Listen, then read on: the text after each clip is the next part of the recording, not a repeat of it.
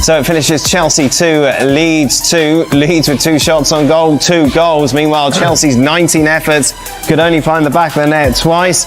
Taking a look at what that means, Chelsea, of course, very much in the hunt to finish in a Champions League spot. Currently, they sit 5th in the table. Nathan Robbo is still with us. Robbo, this is a weird game to look back at, really, because Chelsea did everything right, but win it, if that makes sense.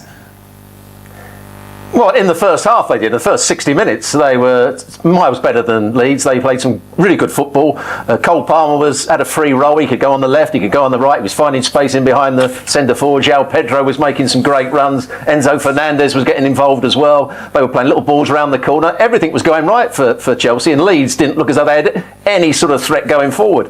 And it all changed with the penalty. And suddenly Leeds started getting balls in behind, and the 2 young centre halves couldn't deal with it. And they brought on Harto at half time. The left back, and they didn't deal with 2 or 3 balls that were played over the top and through a couple of balls that were played up to the front players, and suddenly Chelsea started to panic. Then when Leeds got to 2-2, they dropped off and allowed Chelsea to play again, and Neto produced a couple of brilliant crosses that nearly went in at the far post. Obviously that miss by Palmer. Chelsea deserved to win it, there's no doubt about that, because really Leeds only had about a 15-minute period in the game. But it's a wasteful evening for Chelsea. Yeah, wasteful, good way to describe it, considering what the chances they had in the first half.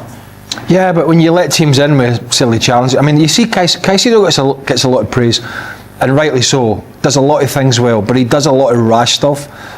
Fortunately for him and Chelsea, most of the rash stuff he does is in the middle of the park. But that's the kind of challenge he goes in for a lot. And when you go in for those kind of challenges in the penalty area, you're running a huge risk, particularly in the game that you're winning 2-0, when you don't need to do that and you've got a defender there. It's not last minute desperation, you don't have to dive in. And that's the little things that he does, along with his discipline at times. I think that he's still, he's a great player, but there's still facets of his game that he needs to brush up on, and sometimes that decision making, and he's a brilliant winner of the ball back in the middle of the park. He is.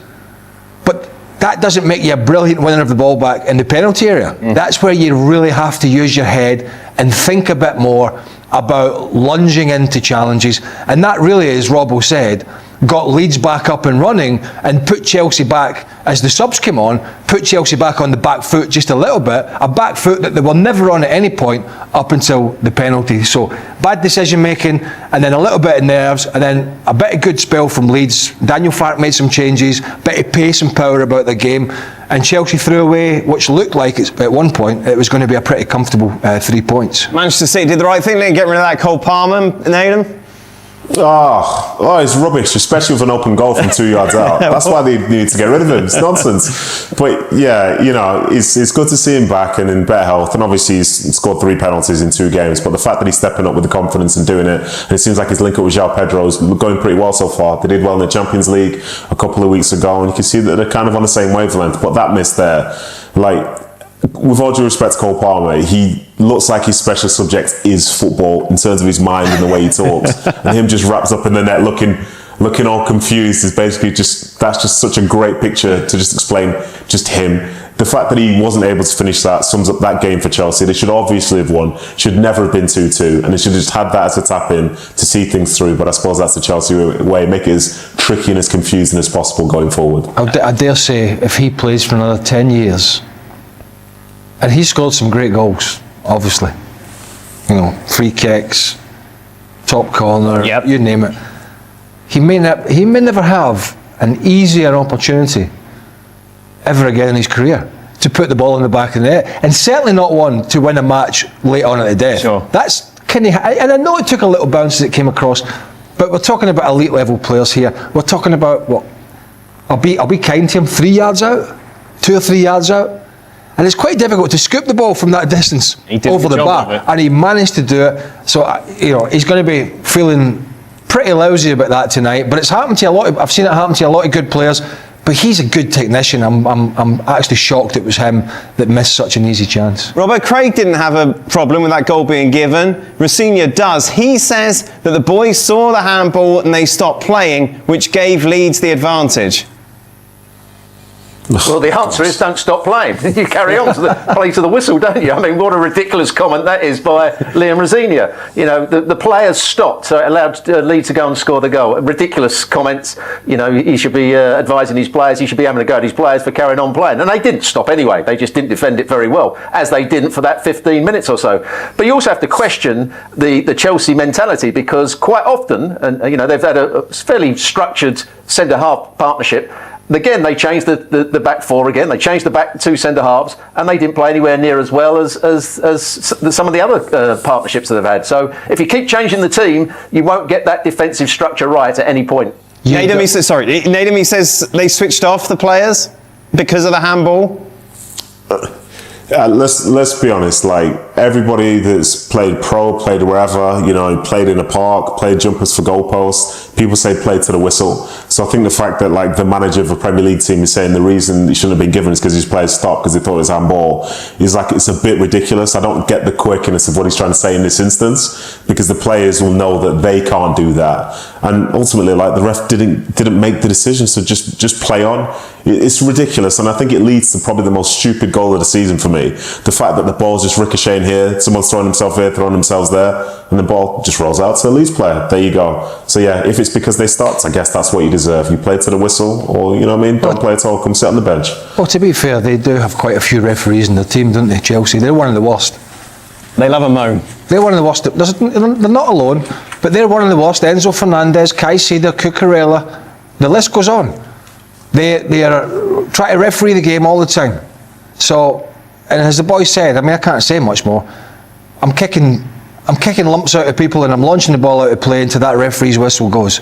And that's the modern game. And that was the game 10 years ago, that was the game 20 years ago, that was the game 30 years ago. You played to the whistle. Never ever in the history of the game has there been a time more important to play to the whistle than now, because these incidents that happen around a penalty area that could have a consequence of a goal are usually let go to run in case a goal is scored, and then it can be rechecked, rather than the other way around. Rather than stop it and then go, oh, yeah, there was nothing wrong with that, I wish they hadn't stopped it. So the modern day player knows, particularly when you're around the penalty area, that unless it is absolutely cast iron, and that wasn't, the referee and the assistants are going to let moves go just in case a goal is scored, and then they can recheck it.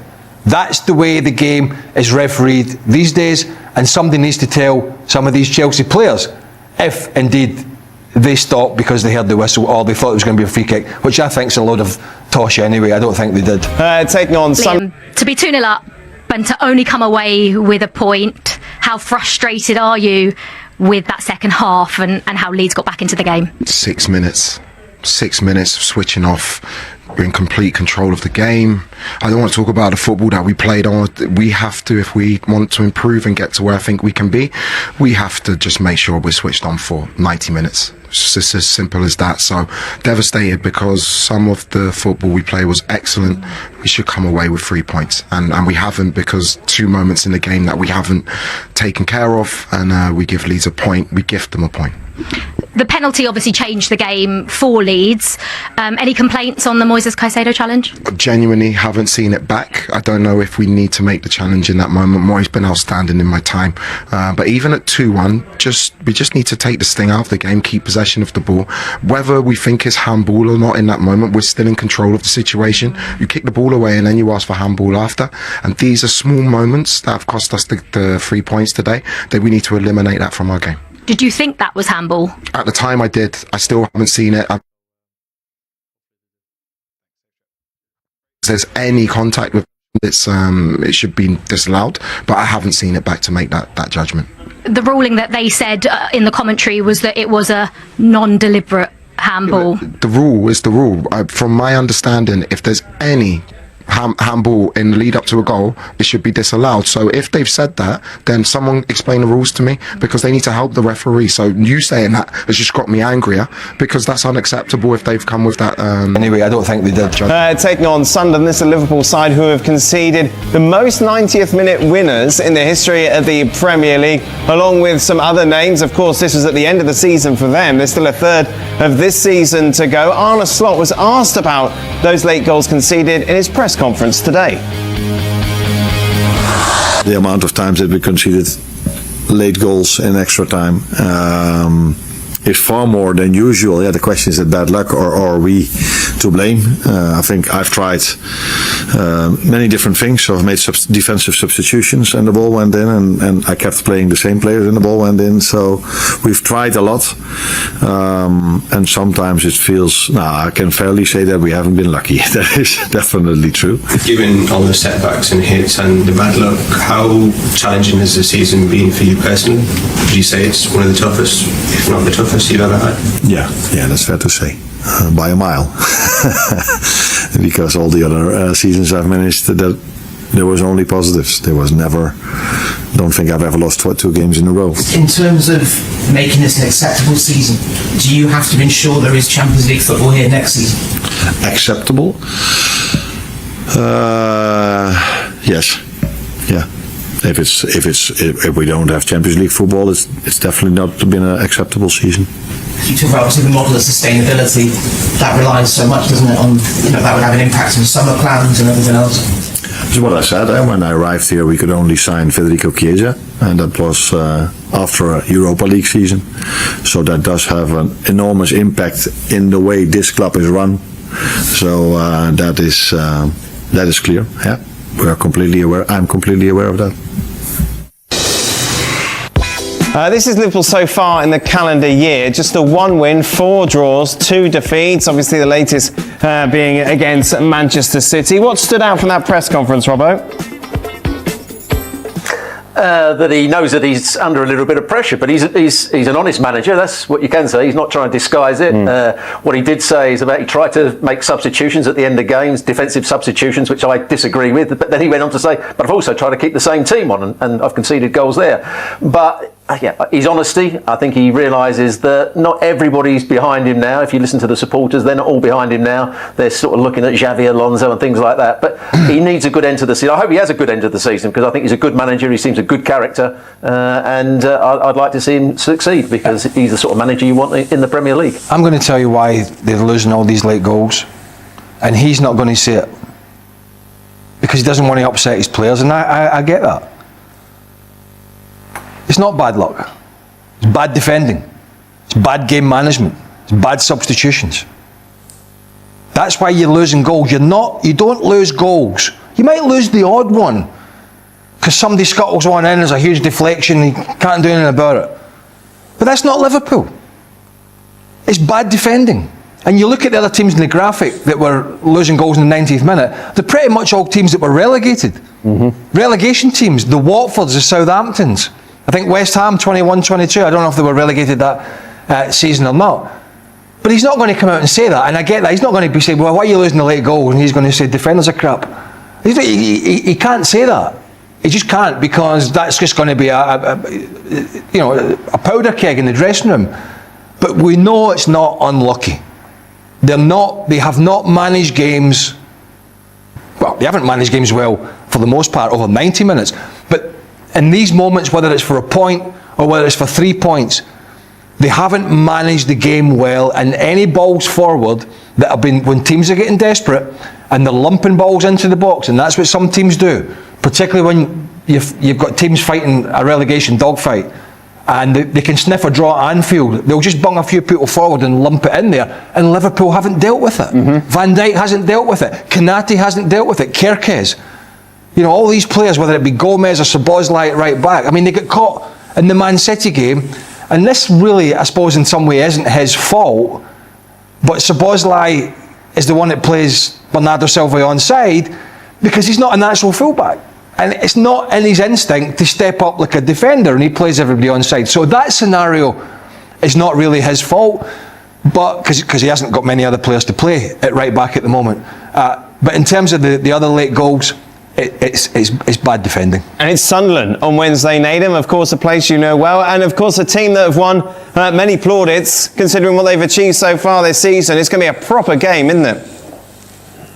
Yeah, it should be really, really good. I think in the game, Sunderland's game against Arsenal on the weekend, they were really, really competitive. Arsenal had to work hard for that victory, and in the end it's 3-0 and it feels like it's comfortable, but it was far from that. But I think what I would say is Sunderland at home, I think they're still unbeaten. So this Liverpool side going up there, the Sunderland fans will be more than ready for it. You know, they'll be excited to see how the team competes against it. And Sunderland's issues tend to be with creativity, but it's going to be a battle. And as Craig has been saying there, and as you've seen with some of those late goals, sometimes teams are just throwing it forward and they're making it physical. We saw Sunderland score a late goal with Brian Brobby against Arsenal, just a couple of months ago. So as Liverpool arrive, it's going to be physical. There's going to be good football played, I'm sure. We're going to make sure they try and bring Liverpool down to play their game as opposed to Liverpool trying to focus on theirs. And there's going to be a ton of belief that Sunderland can get those 3 points, but we shall see. We indeed will. Just take a look then at all the fixtures that are coming up on Wednesday in the Premier League. We've got Sunderland against Liverpool. As Craig mentioned, Nottingham Forest taking on Wolves, a big test for Sean Dyche and his future at the club. Palace, Burnley, Villa, Brighton and Manchester City play host to Fulham. Mikel Arteta's work at Arsenal is being viewed in an even brighter light after the recent coaching shakeups elsewhere. With Chelsea parting ways with Enzo Maresca and Manchester United moving on from Ruben Amorim, the contrast is hard to miss. Arsenal has kept moving forward under Arteta, giving him time through difficult stretches, and now seeing the payoff as the club pushes again in the Premier League title race. It also raises a bigger question about strategy. While Chelsea and United are changing direction again, Arteta has been in place for more than 6 years, outlasting a long list of managers across those two clubs in that span. That stability has become part of the story, and it was a major talking point on the Seeing Red podcast with Tom Canton and John Cross. Beyond reacting to Amorim's dismissal and breaking down wins over Aston Villa and Bournemouth, plus Manchester City's loss to Chelsea, the conversation kept returning to one core idea: structure. Not just who is the coach, but how much power that coach has, and whether the club is built to support a long-term project. Cross pointed to Arsenal as a rare example of patience turning into real strength. He argued that Arsenal's willingness to back Arteta through the messy early phases helped create the stable position they're in now, and that this kind of time and support investment is what can turn a club into something truly solid. Canton's response was sharp and honest. Arteta's arc, he said, has almost become a problem for other clubs, because it tempts them to keep coaches they probably shouldn't. But at the same time, it's still the best example of what can happen when you hire the right person and actually give them time. And that time wasn't smooth. The discussion highlighted how Arsenal could easily have pulled the plug early. 2 8th-place finishes, then 5th, missing out on the Champions League, and a Europa League semi-final exit to Unai Emery's Villarreal. Any of those moments could have pushed a club into panic mode. Instead, the argument is that Arsenal recognized the bigger reality. Arteta didn't have the resources to compete at the required level right away. The squad needed a rebuild. The roster needed to be refreshed. That's where the comparison to Chelsea and United becomes even more pointed. The podcast suggested that recruitment and decision-making structure are often what determine whether a coach survives. If signings don't land, results suffer. And if a coach doesn't have enough influence, or the club isn't aligned behind a clear plan, it becomes much easier for things to collapse. In other words, giving time only works if the coach is empowered to shape the team in a way that matches the vision. Cross also emphasized that Arteta's situation stood out because he pushed to be a true manager, not just a head coach. The idea is simple. Top coaches want a real say in the build, and they want the club to match what they were promised when they took the job. The discussion even pointed to how Arteta survived a low moment, like the home loss to Burnley, because the club stayed behind him. And in that period, with fan pressure affected by the COVID-era environment, Arsenal were able to hold their nerve instead of reacting emotionally. Meanwhile, the big unknowns now shift back to Chelsea and Manchester United. Who replaces Amorim? And how will the next chapter look at Chelsea? The answers may come sooner than people expect. But for Arsenal, the reality stays the same. They're stable, they're moving forward, and they're still in the title chase, while others are starting over again. And that contrast can shape how people judge every manager in the league. Because when two massive clubs hit the reset button again, it forces the same question Cross raised on the show. Is the quick switch actually fixing the problem, or just delaying the real work?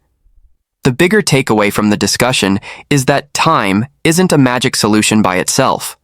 It only becomes valuable when the club's structure supports the plan, and when the coach has the influence to push the squad in the direction he believes it needs to go. That's why the distinction between head coach and manager kept coming up. The podcast point is that if a coach is expected to own the results, he usually wants a meaningful say in the decisions that shape those results. And if he doesn't get that, patience alone won't save him. That's also where Arteta's early struggles get reframed.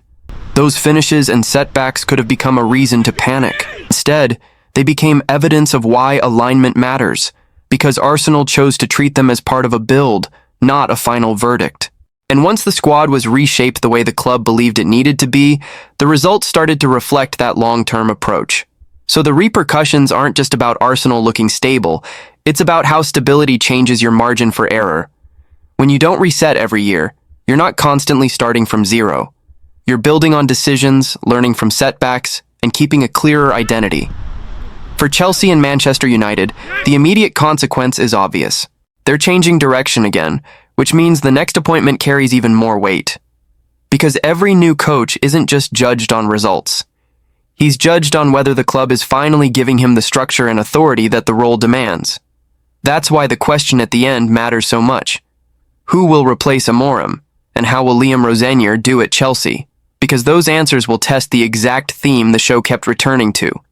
Time, support, structure, and control.